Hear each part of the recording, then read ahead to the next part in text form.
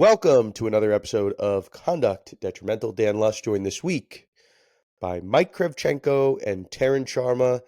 As you might hear in my voice, I'm operating at about 80% capacity. I was diagnosed with the flu earlier in the week. I have checked with my doctors. It is not contagious through whatever device you are listening to this on, so you are all good. This is like my Michael Jordan flu game, except this is the podcast. So I will try to operate as close as I can to 100, but Taryn and Mike, I'm going to be relying a lot on you to lift your weight here. Do you feel ready for this challenge? Well, I was bad at math, which is why I became a lawyer, but I think Mike and I are both operating at 110%. And so collectively, we've got 300% going here. Big brain logic. Big brain logic. I like it. Okay, so we had a lot of fun last week with the Fox Sports episode.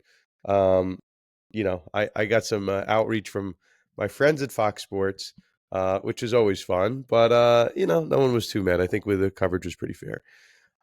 Okay, this week we have 4 topics. One is hot off the presses. We're going to talk about the NCAA's NIL and this new, we'll say, fact sheet from the Department of Education concerning Title IX.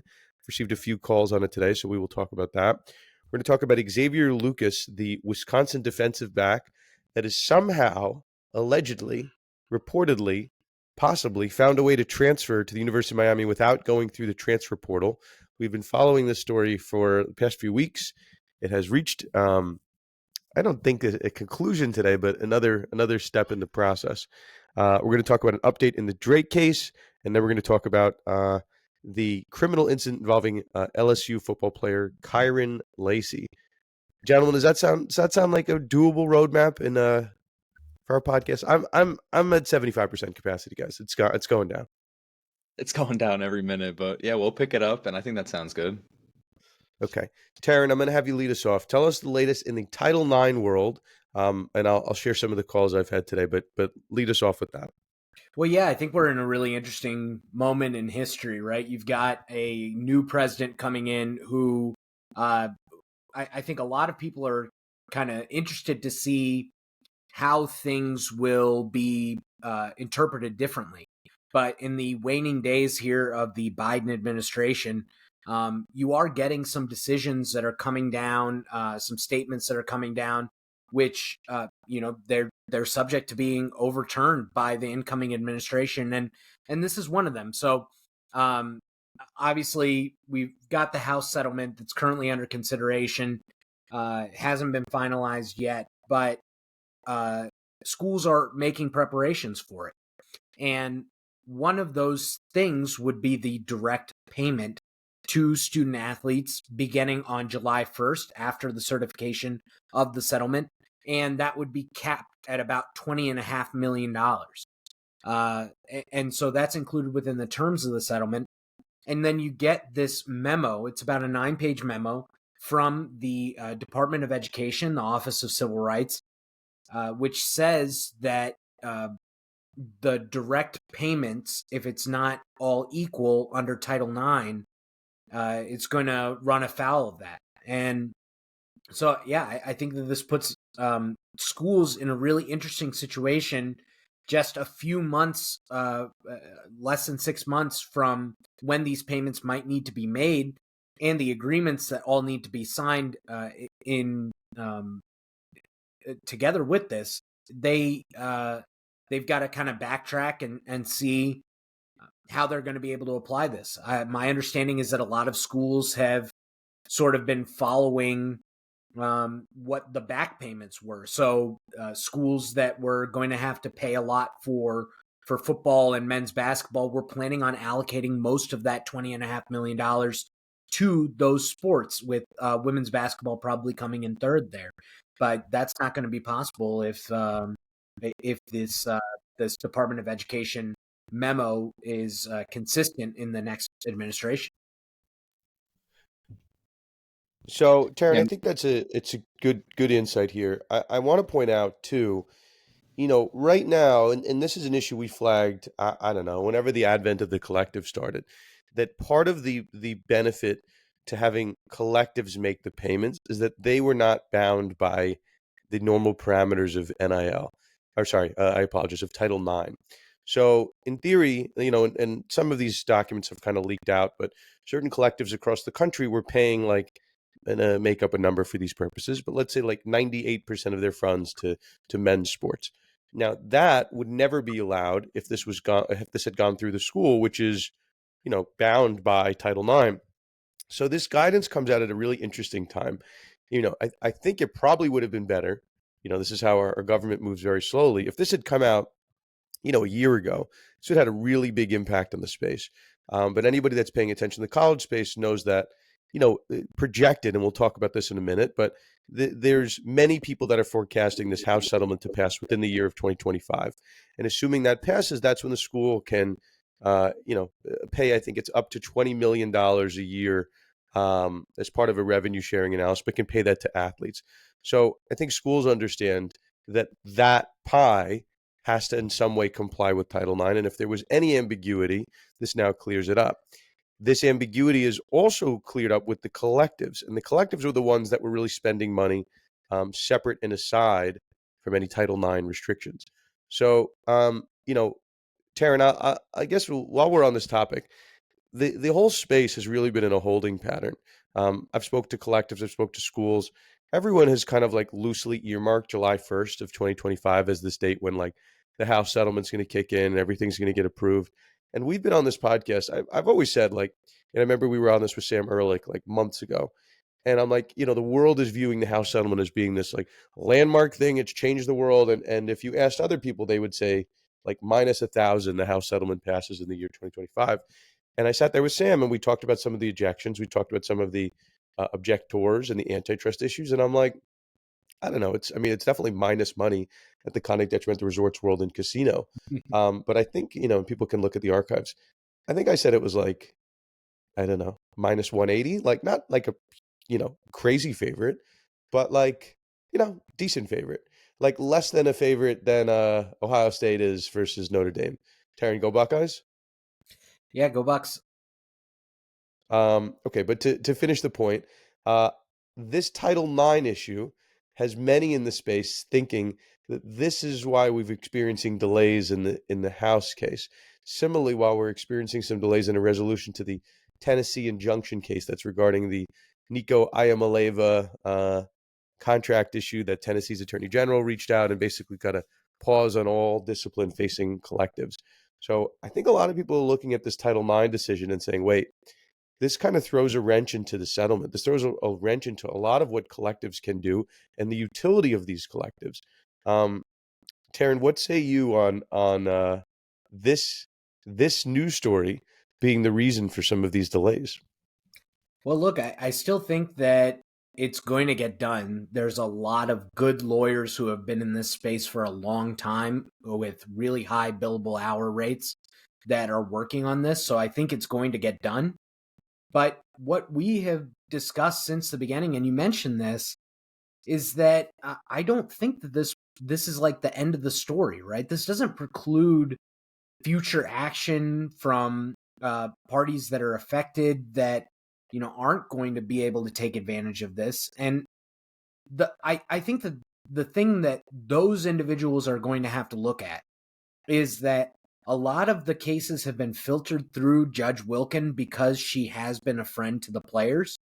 And if she signs off on this settlement and kind of stands on it, I think it's going to be a little bit more difficult to find someone that is going to be receptive necessarily to arguments that are going to further sort of rock the boat. I don't know, Mike. What do you think here?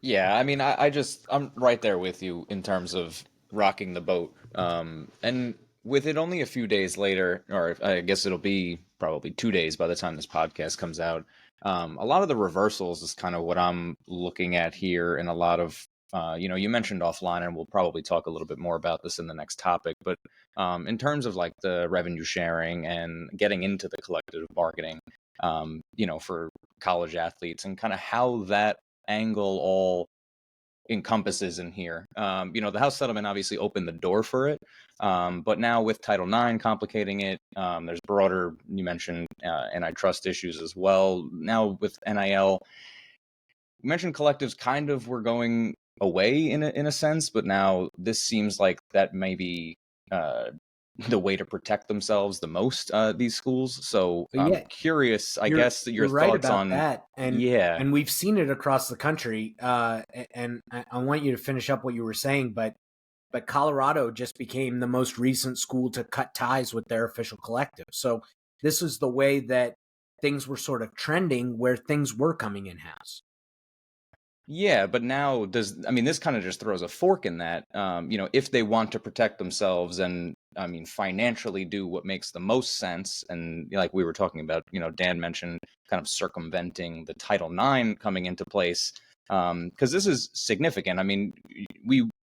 These universities were expecting to, I would imagine, use the majority of the money to the highest revenue generating sports, and primarily that is male sports. So here I think do you think that they kind of shift away from getting rid of the collectives, and maybe you're like put a pause and like, hold on, maybe this is our way to I guess circumvent the Title IX? Because with reality is, when the Trump administration comes in, they're generally pro-business, pro-NCAA is kind of what the consensus, I think, is.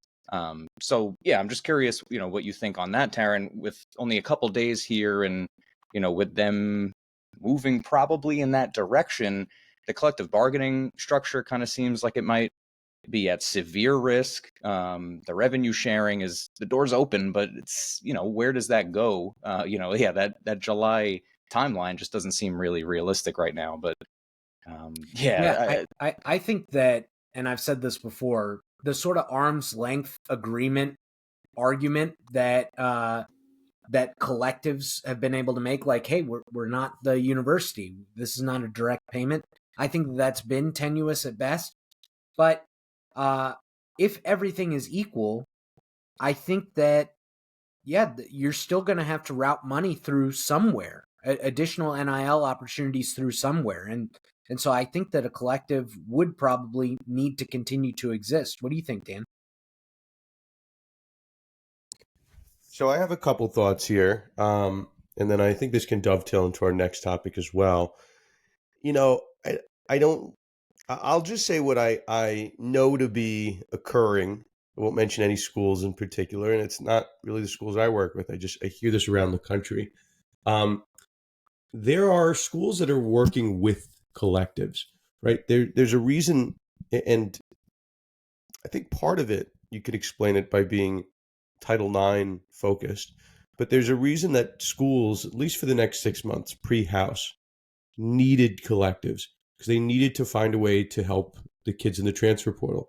So schools can come up with very creative ways to get money to a collective. Be it shifting donor dollars. There's ways to do it.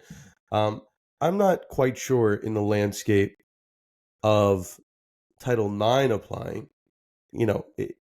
Put it this way: if I was a collective and I saw this, and again, I don't, Taryn, the Title IX enforcement's not official yet, right? It's just a term sheet for the time being.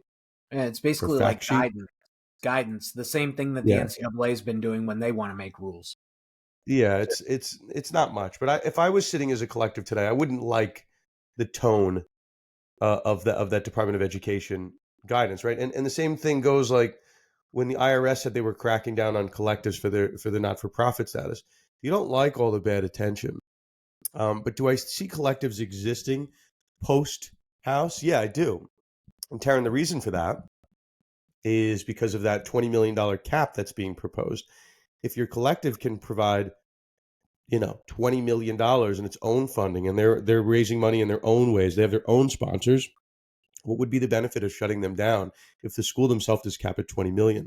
So I still see collectives as having a real place in the space, and maybe with Title IX and stuff, they don't have the same exact utilities they did in the past, but I still think that the collective era is here to stay. Absent some type of like federal law or state law that outlaws collectives, I don't know why they would be going away. And there's a lot of power behind these collectives and lobbying efforts. So the collectives, I think, are here. Now, that said, let's talk about this 20 million. Let's talk about this revenue sharing. So, Taryn, an article came out today. This is Xavier Lucas, this defensive back at Wisconsin. And Mike, I'm curious for your thoughts too. We at Conduct HQ have been following this for 2-3 weeks. Taryn, you had it on my radar. I have friends that go to Wisconsin that had sent this to me, and they're like, "Are you aware of this?" I'm like, "I'm obviously aware of it, but I don't know what comes of this." So Xavier Lucas was a freshman defensive back at Wisconsin, and he, I think, had a decent year. I think he's a South Florida kid, and according to the rumor mill, which you can believe or not believe, his father had a health issue and basically told Wisconsin, like, I want to enter the transfer portal and move closer to home.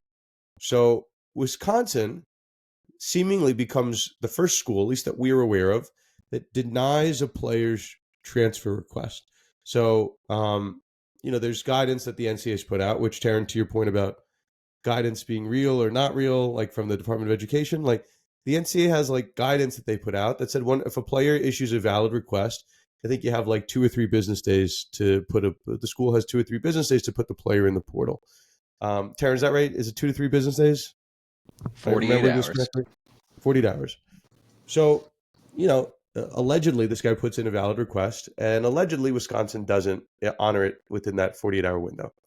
Okay, so we have seemingly an issue of first impression. So we have a stalemate, right? We have a player that wants to transfer, but schools can't reach out to him because he's not officially in the transfer portal, and there's tampering issues and all this other stuff. So friend of the show, Darren Heitner, ends up getting the representation of Xavier Lucas and says he's going to threaten a lawsuit against Wisconsin. Everything you say when you're trying to threaten someone and avoid legal action. Okay, so I was just watching it. I wasn't quite sure what's going to happen. I didn't see such a swift resolution. The update 10 minutes before we were about to record this episode is an interesting one. And again, I prefaced at the beginning of this episode that it's not a resolution, but it's another domino in the space. I don't quite know what to make of it as we sit here and record. Xavier Lucas is now enrolled at the University of Miami. I'm not saying that he transferred because he didn't transfer. He basically academically unenrolled at Wisconsin and academically enrolled at Miami. Taryn, am I saying this correct? Yeah, he dropped out of Wisconsin and he enrolled in classes at Miami. Okay. So I'll paint the last piece and then I'll give it to you guys to break it down. He again, I will say allegedly, but per reports, he has signed a revenue share agreement with Wisconsin that was contingent on the House passage. So that $20 million pie we keep talking about, he was going to get a piece of that as soon as House passed. And he apparently had already signed that deal. So it's a contingent deal, as we've said. There's no guarantee the House will pass this year. So I don't really think that binds him to the school. But I'm not really hearing a Wisconsin side of the story as to why they denied his transfer request. Okay. That said, we'll speak in broad brushstrokes, but essentially every player in all of college sports that wants to transfer has to pass through the transfer portal. Now, Xavier Lucas has either exploited a gaping loophole that you could unenroll from a school and then enroll at a new school, and that basically equates to transferring, except you don't have to go through the portal. So either he's found this gaping hole that no one has ever figured out before, or he's wrong. That's really it. Those are the only 2 options. So Taryn, Mike, I'll give it to you. I was very surprised to see that. But I have other thoughts, but I'll kick it to you guys. And so, yeah, I think that they have found a loophole. I think that it's a pretty significant one. But to me, like the NCAA basically saying it doesn't matter whether you enter the transfer portal or not. I don't see everything that they do where they're just trying not to get sued also diminishes their power further, right? Like, what is the NCAA at this point? They put on championships. They're basically event organizers. Like, what do they do? I like that. Yeah, because honestly, rule. because if they look bad either way too, in my opinion, because it's like, they have such a commitment to student athlete welfare, and so if these schools and the NCAA hold up, delaying or blocking transfers, it kind of puts a bad taste in the mouth, and further makes it worse for, what we think and hope is progression towards athletes becoming more employee oriented and, getting extra rights, especially in labor wise. So if they delay or block the transfers, it kind of makes them look bad. And like you said, Taryn, please don't sue us. But then at that same point, like, what is the point then at all? Does it even exist then, this transfer portal? So it's like, it's this double-edged sword that the NCAA is playing with that I just don't see an out. Or they're, like you said, they need to put actual, rules in place before any of this even takes place. But it's completely undermining the entire system to me, Can and I say honestly something? at this point You know, removing the NCAA. so I'll say this, and again, I'm happy to be wrong. So I have people literally, as this podcast is going on, media people texting me like, "What do you think about this?" And I said exactly what I just said in this podcast. Either Lucas has found a loophole that none of the thousands of athletes that have entered the transfer portal have thought to do, or he's wrong and Lucas won't be able to play at the University of Miami. So again, I don't wish ill upon anybody, but like, you don't, like, there's a reason that no one else has taken this approach before. And I understand that people think, right, like, and again, I guess I'll just finish the thought. Like, the NCAA is weakened, right? And Mike, to the point that you just raised, if the NCAA caves here, and Taryn, that statement that the NCAA spokesperson put out, like, we don't have a rule that says you can't unenroll and re-enroll and compete immediately. Like, that's an insane statement from the NCAA to say. And maybe they walk it back. Like, I thought it was so insane. Like, you guys can attest to this. I thought it was a typo that the NCAA is getting hit with this landmark lawsuit, basically saying this player is giving them the middle finger and saying, hey, the transfer portal doesn't matter. I'm just doing whatever I want. I'm unenrolling and re-enrolling. Like, basically, part of my French, fuck the transfer portal. Fuck your rules, NCAA. I'm going to do whatever the fuck I want. And the NCAA puts out a statement that says, well, you got me there. We don't have any rules that says you can't do it. So I guess we're going to check with our lawyers here. Like, it makes the NCAA look so weak. So, a lot of people in the NCAA space have been saying, technically this is illegal, but the NCAA is not going to do anything about it. Technically this is illegal, but, no one does anything. So, that was a premise that was taken, I think, lightly by some, and the NCAA did have some enforcement issues, some enforcement proceedings, and then the Tennessee case slowed everything down. So I think the NCAA is caught in a tough place. If they just want to acknowledge we have absolutely no power, our rules don't matter, the transfer portal doesn't mean anything, even though we've been telling people it has, for years, they just roll over. But, to the other side of this, like, it could be the loophole, in which case, like, great, this Xavier Lucas gets to play and no one's going to respect the transfer portal ever again. Or the NCAA puts their foot down and says that you are only allowed to play football for Wisconsin until they grant you transfer request. You jump the gun, and you're not eligible. You're not athletically eligible to play. We don't know what they're going to do, but you don't. You're not able to make such a bold move like this without having some ramifications. So, power to Xavier Lucas for trying something bold. But I'm not ready to say, as we sit here and record this on Friday, January 17th, that, like, this is fucking 4D chess and checkmate. The NCAA is cooked, and that everything the NCAA put together is they're just going to fold. I'm just not ready to say that. So Well, I think, Dan, it's less about the NCAA and it's way more about Wisconsin. Like, this is a challenge to Wisconsin. Is Wisconsin going to take this kid to court and seek to enforce the revenue sharing agreement? It's not technically effective until House get the settlement goes into effect, right? So, I think no, I don't. Why? I don't think Wisconsin. I mean, they're going to have kids come and leave the program for any point, right? Like, and they're just going to disagree with kids trying to transfer.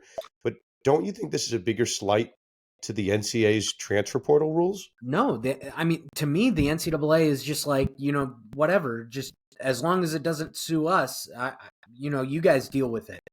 No, that they have chosen not to enforce any rules, because every rule that they enforce, they get dragged into court and they get their heads knocked in. So no, this is a So you challenge think to. do you think the NCAA statement is like, this sounds like a you problem, Wisconsin? Yes. Yeah, it's exactly what it is. Wild. It's the same thing that they just said with Title IX too. We don't give guidance to our member institutions on Title IX. Oh, really? Okay.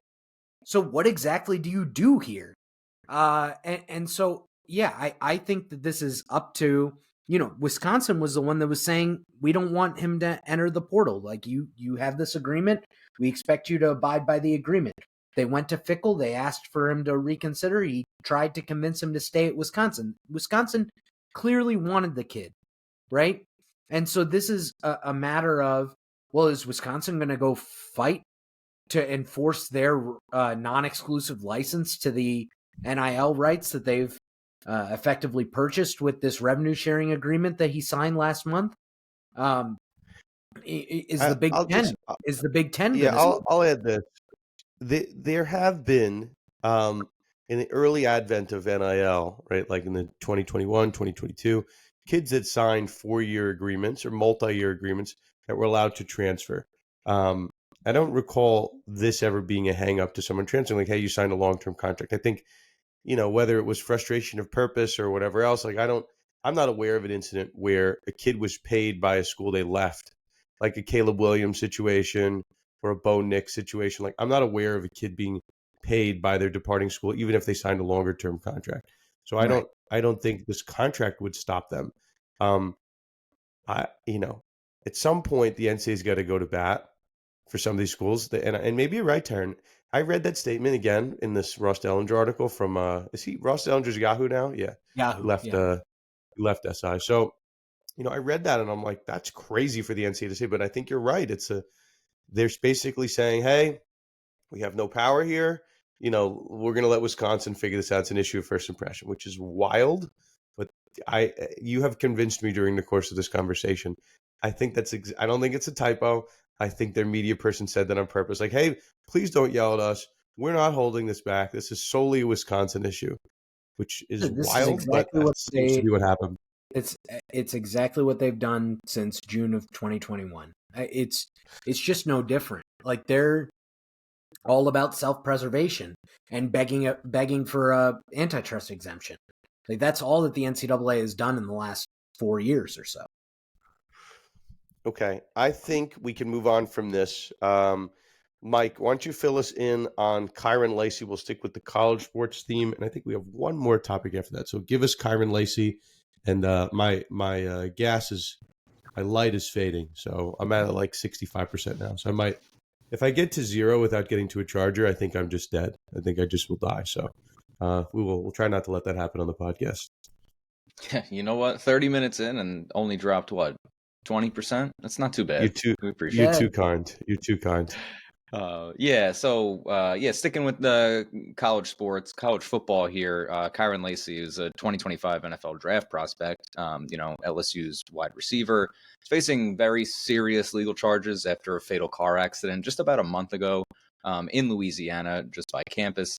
It did result in the death of a 78-year-old former U.S. Marine. So really, he just recently had just on the 12th, so just about past this last week, surrendered himself and booked and was later released on a $151,000 bond. But allegedly, he was driving his 2023 Dodge Charger at an extremely high speed, crossing into no passing zones, overtaking multiple vehicles, and then ended up forcing other drivers to take evasive moves that were leading to a head-on collision between two other vehicles. So that's the reckless driving portion of the incident. There were also, obviously, the fatal outcome was, a significant portion of this. They took the gentleman to Herman Hall, who later died at the local hospital. And then the biggest thing with Kyren Lacy was that there was a hit and run element with this. So authorities were reporting that Lacy actually fled the scene without rendering any aid or notifying any emergency services or at all admitting or taking part, basically letting anyone know that he was a part of this crash. So he basically allegedly had, just dipped out of the situation. So Eventually, he had surrendered himself, so he's now facing charges of negligent homicide, felony hit and run, and obviously reckless operation of a vehicle. From sounding of, if that's what took place, I mean, that's definitely, reckless driving. I'm sure, us driving in New York, I mean, I'm sure you see some craziness all the time of people constantly passing and, reaching those high speeds. So it's just really crazy. His agent had said that he's fully cooperating and believes that a thorough investigation will reveal the truth.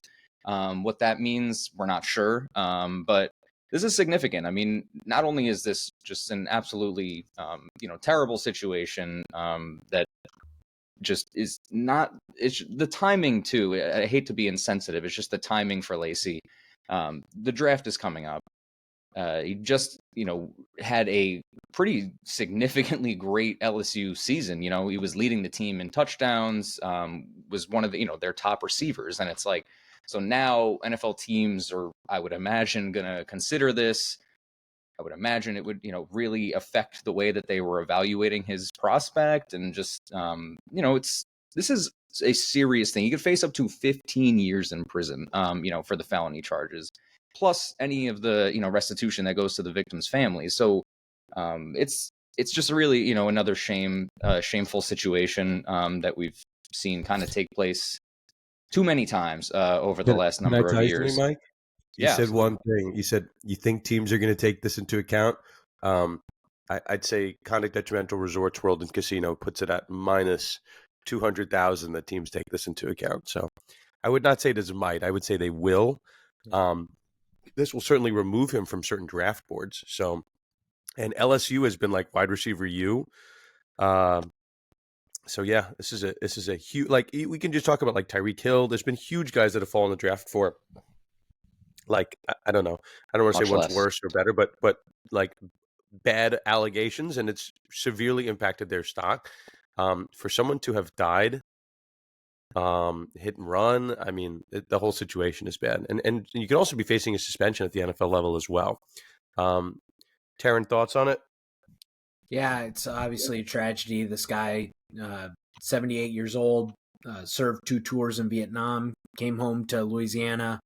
He was just out running errands with his wife. And look, I think we've seen it a lot at Georgia, right? But young guys feeling invincible, fast cars. It's all too familiar, and whether it's Henry Ruggs or any of the young man that died at Georgia or this, it's well past time for the schools to take responsibility here, coaching staffs to take responsibility and make these kids understand, because I don't know how many examples they need of lives being lost and ruined for them to understand that when they do things like weave in and out of traffic at high speeds, they're putting themselves and everyone else at risk too. So obviously really disappointing. He deserves to not be on most draft boards, I would think. I think it would be very difficult for a general manager to explain why he's using even a late round pick on a guy who shows this poor character, lack of judgment. But I'm sure that that someone will take a chance on him, and that it may even get painted as some sort of reclamation story. But huge mistake, deserves to be punished. Really disappointing, and we'll see what happens. Yeah, that's why I questioned it almost, was just because of the LSU wide receiver type of thing, Yeah, and taking him a late specifically, flyer. good player.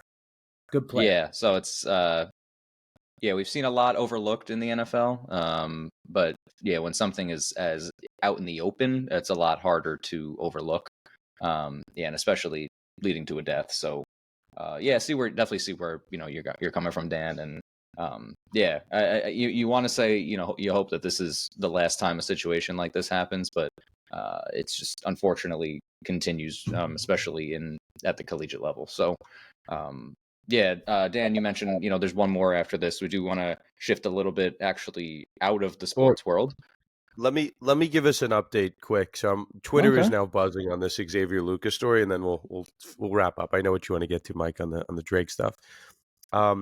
People are having the same dialogue that we are Um, so I guess where people are identifying that this might be an issue, like if it's a tampering issue, like if you need to be in the portal to have conversations with other coaches, how does he end up playing for Miami without talking to their coaches? So people are saying he's walking himself into a tampering issue and Miami into a tampering issue. So maybe the thought is that, like, let's get him to Miami so he has a place to be. Cooler heads will prevail. Um, I understand that the Wisconsin agreement seems to say that he can't get, additional NIL money from another school. So he transfers to Miami for free and hopes the issue works itself out in the next couple months, and so that it's not tampering and Wisconsin caves. I don't know. I It just seems so odd. Like the Big Ten, I think it's Taryn, correct? It's a Big Ten document, this Xavier Lucas NIL revenue sharing thing. Yeah, it comes directly from the conference.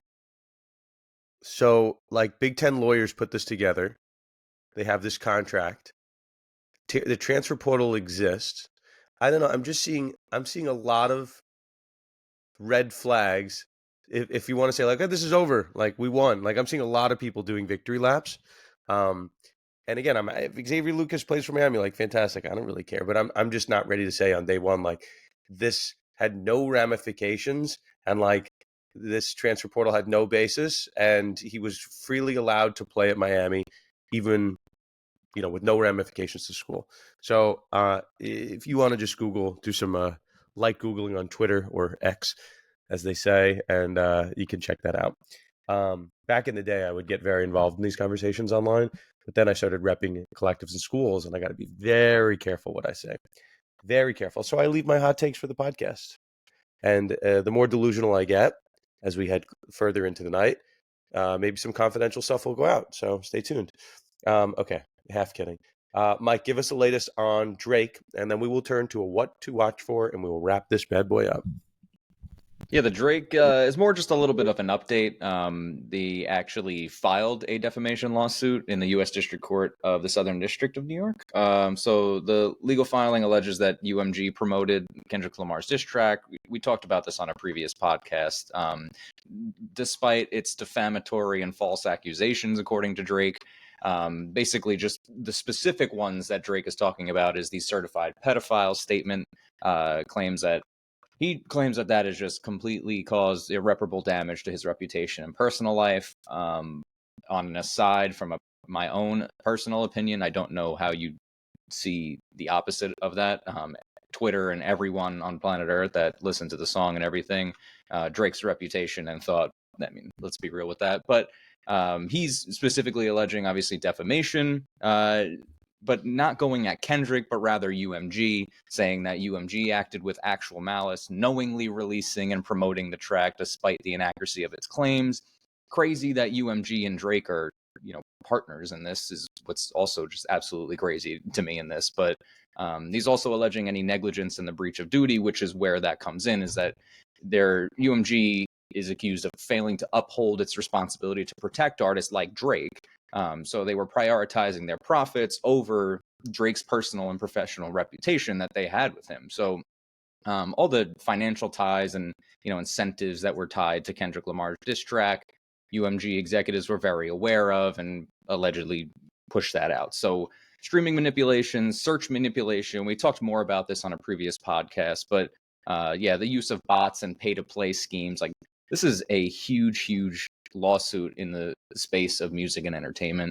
Not only is that just awful, but these practices are specifically violating New York's Deceptive Business Practices Act and False Advertising Act. So there's a lot of different moving parts here for UMG that Drake is claiming. So the big update is that it's officially filed, and also UMG has responded. So this is where I think it's super interesting, their defense to this, and a little bit of, we're getting a little bit into the courtroom of what they are going to be framing as a defense. So firstly is the creative freedom defense. So UMG is arguing that the diss tracks are a long-standing tradition in hip-hop meant to entertain and provoke rather than convey actual statements. Which, I mean, as someone that I love hip hop, that's what I, rock and hip hop are the two I grew up on. I mean, since I'm very young, diss tracks, that's what they are. that's from Eminem, 50 Cent, Nas, like all of diss tracks are a staple of hip hop history and hip hop culture. So, I can understand that. Also, they're saying that there's no malice or negligence because they're emphasizing that they have a significant investment in Drake's career, that it would not intentionally undermine one of its most profitable artists. Okay. I mean, that's up in the air. And weaponizing the legal process is what they're saying Drake is doing right now, just to suppress Kendrick Lamar's creative expression. The biggest challenges, I guess, for Drake in that also going against UMG is, what are the defamation thresholds there? Because not only is the First Amendment, but the lyrics in Not Like Us and diss tracks in general are normally extreme hyperbole, not meant to be taken literally. It's a game, it's going back and forth. It's like within football, it's a game. You're not, those tackles that you're making you're not going to be charged for assaulting someone. But in this, it's that's pretty much what they see it as in the hip hop community. Well, generally, you wouldn't be charged for making a tackle, but there is a case, Hack Bart, where a guy, I think, took off his helmet and assaulted another player, and you can be charged with that. That's outside the rules of the game in an egregious manner. Todd Bertuzzi was obviously charged. So maybe what Drake is saying here is that Kendrick went outside the rules of the game. And honestly, I don't think so, right? Like, you look at the stigma that comes with this, and there was stigma associated with the things that Ice Cube accused Eazy-E of being involved with in No Vaseline. So to me, this case is about, like, is it more important to be right, or is it more important to be part of the culture? And Drake clearly feels like it's more important to be right here. Yeah, and I think that's just where Drake is in his career. He's way beyond hip hop and way beyond the game, I think, right now. He's been in the pop scene and, the number one guy, the number one pop artist in for a very long time. I mean, there's Taylor Swift, but in terms of capturing like a diverse audience, I feel like Drake has been there. So I think he feels that he doesn't need to be a part of the game so much anymore. And that's kind of where he's coming at. Because it's just, to me, where are you going to, especially the harm, right? Like, there has to be tangible harm. Where are the lost earnings or specific threats? And he's claiming that he's getting physical threats and physical things coming to his house and people attacking his home. I mean, in the initial filing, I mean, one of the first things in the filing is that he states that someone came to the house and shot at his door, shot at a security guard, had to go to the hospital to save his life. And there's others that got caught breaking into his home and screaming at him and threatening him. So there seems to be some, like genuine attack on him post Not Like Us. So I'm just curious to see, I guess, where this all leads in terms of the different ways that he's going about it. Obviously, it's just really difficult to go against a diss track. Like, it's supposed to be hyperbole and supposed to be part of the game. So, like you said, Taryn, I mean, there are rules for football, for hockey. So, like, there's a set, like, okay, you went way beyond, the standard of the game or what's expected within a game. But within this, there's no rules in hip hop. It's not a physical, game. So it's just, we'll see where it goes. I just think that we needed a little bit of an update on this. We talked about it in a previous podcast, and it's going to be one of the biggest legal, I think, cases going up against number one UMG. I think the biggest part of this, personally, for me, and I think for everyone, everyone should really pay attention to, is the streaming, the fake streams and the fake searches and the botting, and like, because that could change everything in music forever. I mean, streaming has become so controversial in terms of actual sales and how many streams people are actually getting and what counts as a sale and how much money these artists are getting. So if there's serious, like, about the fake streams and botting, and I think that's going to be difficult for every label moving forward and every artist moving forward. So the business ethics in the music industry have been questioned forever. But if this all comes to light, I think that's the biggest part about this lawsuit, outside of just the cultural and public perception that happened to Drake. I'll stick tight to my initial premise of this lawsuit before it was filed. This is an insane move by Drake, and I will hold to that. So we'll see what comes of it. But it's tough to say that all is fair in love and rap battles, except if you're Drake and you get your feelings hurt and you have to go sue somebody. So not sure I agree with that from the PR perspective. Even if he might have a winning case, Drake doesn't need the money. So yeah, not thinking that was the smartest move, but we shall see. Okay, what to watch for? I've been cooped up in this room for about 72 hours, so I have been up at all hours of the night watching weird things. I have 3 what to watch fors. Okay, these might be really weird things. They're just things that popped up. Okay. Number 1, I watched all 3 parts of the John Benet Ramsey series on Netflix. I am a very staunch believer that the killer was not one of the Ramsey family members. I think that's insane. Anybody that buys into those theories, if you feel otherwise, let me know. But I think it's insane that anyone feels otherwise. Okay. Number 2, Jerry Springer documentary was excellent. Was absolutely excellent. This was a show that was about to get canceled, and then they hired a new producer, and he's like, let's just have fun with it. Like, if we get canceled, we get canceled. And they basically reinvented television and beat Oprah. So obviously, I don't think anyone is a Jerry Springer diehard. But if you want to just listen to how a show reinvented itself and went from being canceled to basically reinventing pop culture, it's very good. And then last but not least, my wife and I took a recommendation and we started Traders. Taryn, Mike, are either of you watching Traders? No. It's I'm not really a big game show reality person. It's interesting. I have to kind of into. I've never watched before. It's season 3, but it's very big on Survivor people, Big Brother people, which I don't watch. But there's some gamesmanship involved, so I'm gonna roll through it. I don't love it so far, but I'm just saying this is a very popular show on Peacock, and I'm getting through it. I'm getting through it. I'm gonna tell myself I'm getting through it. Okay, that's it. Oh, last thing. Sam Darnold. Okay, I was telling you guys I was all excited for him to win Comeback Player of the Year. Mr. Darnold, how do I say this lightly? Completely shit the bed in the Week 18 game, and he went from getting the number 1 overall seed to basically getting knocked out of the playoffs in 1 week. So, yeah, I'm going to light those Darnold futures on fire. It's great. So, I'm not really happy about it, but I'm not happy with Rob Motti either. And, not happy with Sam Darnold, but I do feel worse for Darnold because he cost himself. I might have lost, a couple thousand. Sam Darnold lost maybe hundreds of millions with his performance in the playoff game, so I can't really feel too bad about my Darnold futures. He's still Taryn, Mike. He's still going to get a nice contract. Yeah, obviously he completely fell apart.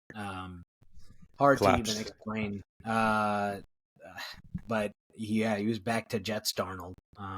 Sorry, Mike. He was seeing ghosts. It never left. Him and Geno Smith are not seeing ghosts out there for sure. Crazy. What to watch for? I'm excited to. Washington won their first playoff game in 20 years.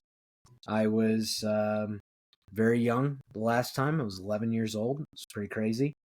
But yeah, it's just been an incredible 2 years for the Redskins, Commanders, whatever football team. Getting rid of Dan Snyder, having new ownership come in, having a real general manager, having a real coaching staff, finally getting a quarterback for the first time in my life. Pretty incredible. And good times just going to keep rolling for DC. Ovechkin's going to break the goals record maybe this year, maybe early next year. The Wizards are going to get Cooper Flag, and the Redskins are going to win the Super Bowl. Okay, I like it. I got my big thing, WWE Raw on Netflix. Big what to watch for. That first episode, they brought out the numbers. Mike. Oh my goodness. I am fully back. I'm fully right? back. How can you not I'm be? fully How can you back. not be? Keep going. No, I Keep mean, going.